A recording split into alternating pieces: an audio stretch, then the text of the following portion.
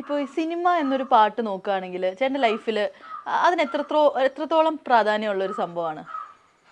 നമ്മുടെ എൻ്റെ personal opinion നോക്കുമ്പോൾ കുറേ കാര്യങ്ങളുണ്ട് ലൈഫിൽ. അതിൽ ഒരു ഭാഗമാണ് മാത്രമാണ് സിനിമ. അല്ല സിനിമ തന്നെ ജീവിതം, സിനിമയാണ് മാത്രമാണ് ലൈഫ് എന്നുള്ള രീതിയിലല്ല.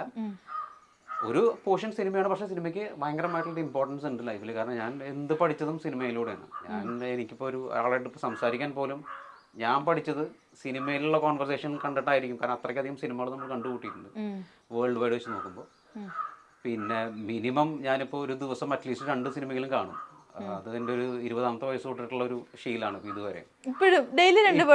മിനിമം ഇപ്പോൾ കുറേ മാസങ്ങളായിട്ട് സീരീസും, കാരണം ഈ OTT പ്ലാറ്റ്ഫോം വന്നതിന് ശേഷം കുറേ നമ്മൾ സീരീസും ഡ്രാമാസ് അങ്ങനത്തെ കുറേ സെക്ഷനിലേക്ക് പോയെങ്കിലും അറ്റ്ലീസ്റ്റ് നമ്മളൊരു 2 to 3 hours സിനിമയ്ക്ക് വേണ്ടി നമ്മൾ ഡെയിലി മാറ്റി വെക്കും. കാരണം നമ്മൾ അപ്ഡേറ്റഡ് ആവണ്ടേ എന്തൊക്കെയാണ് പുതിയ സംഭവങ്ങൾ. കാരണം നമ്മൾ 20 വർഷം മുന്നേ അഭിനയിച്ച പോലെ ആയിരിക്കില്ല നമ്മളിപ്പോൾ ഒരു പെർഫോം ചെയ്യണതായാലും ഇപ്പോൾ നമ്മൾ സ്ക്രീൻ പ്ലേയിൽ വർക്ക് ചെയ്യുമ്പോൾ ചെയ്യേണ്ടതായാലും പണ്ടത്തെ രീതി മാറ്റണ്ടേ. അപ്പോൾ നമ്മളെപ്പോഴും അപ്ഡേറ്റഡ് ആയിരിക്കണം.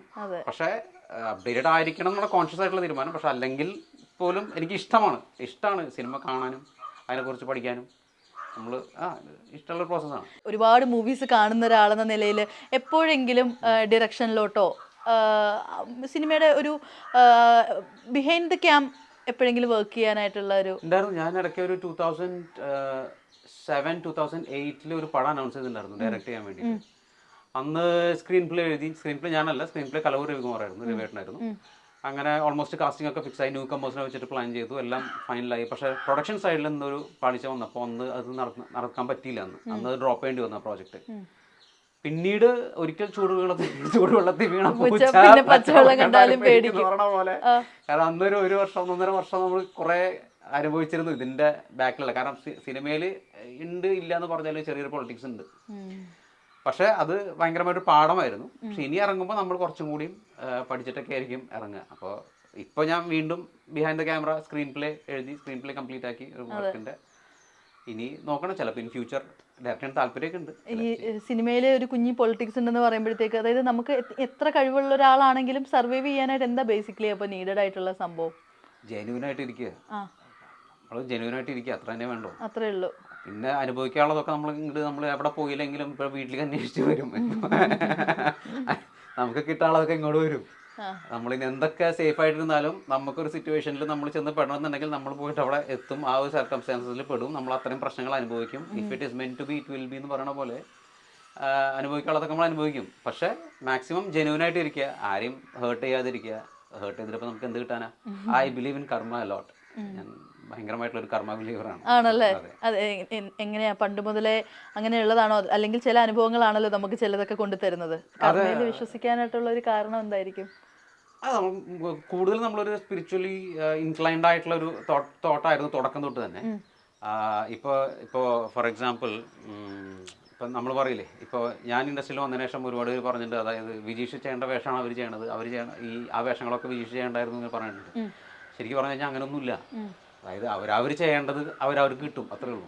ഇപ്പോൾ ചക്രം എന്ന് പറഞ്ഞൊരു ഫിലിം ഞാൻ ലോഹി സാറിൻ്റെ കൂടെ ചെയ്യുന്ന സമയത്ത് അത് മോഹൻലാൽ സാറും ദിലീപേട്ടനും കൂടിയിട്ട് അഭിനയിച്ച ഫിലിം.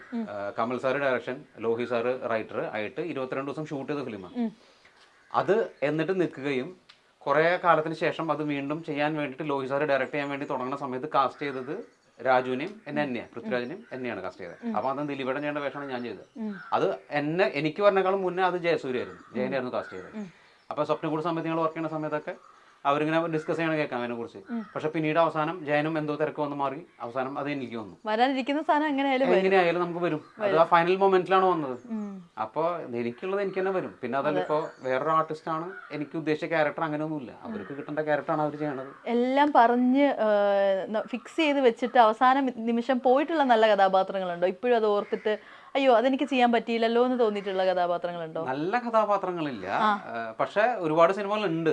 പറഞ്ഞ് ഫിക്സ് ചെയ്തിട്ട് അവർ ഷൂട്ടും തുടങ്ങി, എന്നെ വിളിക്കണ കാണാനില്ല. ആദ്യം പറഞ്ഞു വെച്ചിട്ട് ആദ്യം പറഞ്ഞു വെച്ചു, റെമ്യൂണറേഷൻ ഫിക്സ് ചെയ്തു, ഡേറ്റ് ഫിക്സ് ചെയ്തു, ഒക്കെ ഫിക്സ് ചെയ്ത് ഞാനിങ്ങനെ വിളിക്കാൻ എപ്പോൾ വിളിക്കും, എപ്പോൾ എന്നെ വണ്ടി വരും കൊണ്ടുപോകാനൊക്കെ പറഞ്ഞിരിക്കുന്നു. പക്ഷേ പിന്നെ വിളിയൊന്നും കണ്ടില്ല. അപ്പോൾ ഞാൻ 2 ദിവസം കഴിഞ്ഞിട്ട് വിളിക്കണം, എന്തായി ഷൂട്ട് തുടങ്ങിയില്ല? അത് തുടങ്ങി, അത് ഈ ആർട്ടിസ്റ്റിനെ വെച്ച് തുടങ്ങി. അങ്ങനെയൊക്കെ ഉണ്ടായിട്ടുണ്ട്. അതിനൊക്കെ ഒരുപാട് സിനിമകൾ ഉണ്ടായിട്ടുണ്ട്. അതെന്തായിരിക്കും കാരണം? ഒന്നും പറയുന്നില്ല. അപ്പോൾ പണ്ടൊക്കെ ഞാൻ വിചാരിച്ചിരുന്നു അവർ എന്നോട് ചെയ്യണ തെറ്റല്ലേ, ഭയങ്കര ക്രൂരതരാണ് കാണിക്കുന്നതൊക്കെ ഞാൻ പണ്ട് വിചാരിച്ചിരുന്നു. പക്ഷെ പിന്നീട് നമ്മൾ വയസ്സ് പ്രായമാകും തോറും നമുക്ക് മനസ്സിലാവണം, അതായത് അവരവരെ സർവൈവ് ചെയ്യാൻ വേണ്ടിയിട്ട് ചെയ്യുന്ന ഓരോ കാര്യങ്ങളല്ലേ. ചിലപ്പോൾ അത് വേറൊരു ആർട്ടിസ്റ്റിന് വെച്ചതായിരിക്കാം, എനിക്കില്ലാതായിരിക്കാം. പിന്നെ അവര് ഇപ്പോൾ എന്താ പറയാ, അവരുടെ ഭാഗം സേഫ് ആക്കാൻ വേണ്ടിയിട്ട് ചെയ്യുന്ന കുറെ കാര്യങ്ങളല്ലേ. അതിനിപ്പോ നമുക്ക് കുറ്റമൊന്നും പറയാൻ പറ്റില്ലല്ലോ. അതിലിപ്പോ നമ്മൾ എഫക്റ്റഡ് ആയി, പക്ഷെ അതിൽ വിഷമിച്ചിട്ടൊന്നും കാര്യമില്ല. നമ്മൾ നമ്മുടെ കാര്യം നോക്കി മുന്നോട്ട് പോകാന്നല്ലാതെ. നേരത്തെ പറഞ്ഞായിരുന്നല്ലോ സിനിമയിൽ എന്തൊക്കെ പറഞ്ഞാലും കുറച്ച് ഇന്നർ പൊളിറ്റിക്സ് ഒക്കെ ഉണ്ടെന്ന്. മേ ബി അതുകൊണ്ടൊക്കെ തന്നെ ആയിരിക്കുമോ അങ്ങനെ മേ ബി പറഞ്ഞ റോള് മാറിപ്പോയത്? ആയിരിക്കാം. ഇന്നർ പൊളിറ്റിക്സിനേക്കാൾ കൂടുതൽ സർവൈവലാണ്. സർവൈവൽ മോഡിലാണല്ലോ എല്ലാവരും ഇരിക്കണേ. എല്ലാവർക്കും ജീവിച്ചില്ലേ പറ്റുള്ളൂ, അവർക്ക് ജീവിക്കണ്ടേ. അപ്പൊ അവർക്ക് അവരുടെ സേഫ് സൈഡ് നോക്കണോ, അത്രേ ഉള്ളൂ. സിനിമയിൽ നല്ല ഫ്രണ്ട് സർക്കിൾ അങ്ങനെ പറയാനാണെങ്കിൽ നല്ലൊരു സർക്കിൾ ഉണ്ടോ, അല്ലെങ്കിൽ നല്ല സൗഹൃദങ്ങൾ ഉണ്ടോ? നമ്മളുടെ ഗ്രൂപ്പ് ഇപ്പോൾ ആക്റ്റീവാ ആണ്. സിദ്ധു, ദിനേശൻ, പ്രശാന്ത്, ശ്രീകുമാർ, ഞങ്ങൾക്കൊരു വാട്സാപ്പ് ഗ്രൂപ്പ് ഉണ്ട്. ഇപ്പോഴും ഞങ്ങൾ ഇടയ്ക്ക് കാണുകയും ഡിസ്കസ് ചെയ്യുകയും ഞങ്ങൾ ഒരുമിച്ച് ഇനിയിപ്പോൾ ഒരു സിനിമ അഭിനയിക്കാനും ഞങ്ങൾക്കൊരു ആഗ്രഹങ്ങളൊക്കെ ഉണ്ട്. ഞങ്ങളുടെ ഗ്രൂപ്പായിട്ട് ചെയ്യണമെന്നൊക്കെ ആഗ്രഹങ്ങളൊക്കെ ഉണ്ട്. അപ്പോൾ ഞങ്ങളിപ്പോൾ ആക്റ്റീവാണ്. ഞങ്ങൾ അങ്ങോട്ടും ഇങ്ങോട്ടും കോൺടാക്ട് ഒക്കെ ഉണ്ട്. ചിലപ്പോൾ ഞങ്ങൾ നാളെ ഒന്ന് മീറ്റ് ചെയ്തേക്കും. അതെ. അപ്പൊ നിങ്ങളുടെ ഒരു ഗ്രൂപ്പ് എന്ന് പറയുമ്പോൾ തന്നെ നമുക്ക് മറക്കാൻ പറ്റാത്ത ഒരാള് നമ്മുടെ ജിഷ്ണു ചേട്ടനാ.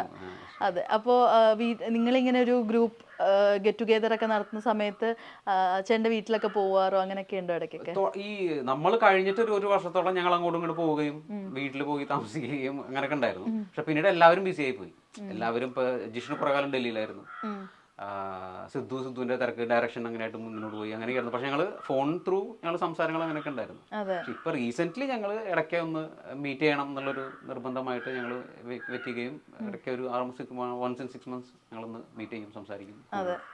അതുപോലെ തന്നെ ഒരു ഫ്രണ്ട് സർക്കിൾ പറയാനാണെങ്കിൽ മാറ്റി നിർത്താൻ പറ്റാത്ത മൂവിയാ സ്വപ്നക്കൂടും അല്ലേ? അപ്പോൾ അതിലെ കണക്ഷൻസ് എങ്ങനെയാ ഇൻഡിവിജ്വലി ഓരോരുത്തരായിട്ടുള്ള?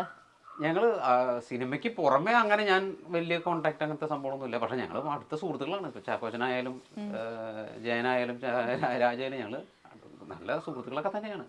പക്ഷെ ഇങ്ങനത്തെ കോണ്ടാക്റ്റും സംസാരങ്ങളും അങ്ങനത്തെ ഒന്നും ഇല്ല.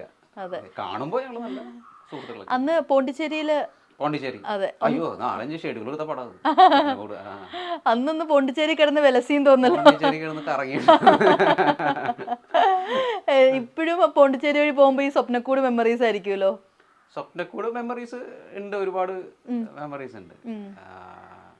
പാൻവിക്കണതും പാൻവിക്കണ മൂലയും നല്ല രസമായിരുന്നു. അതെ.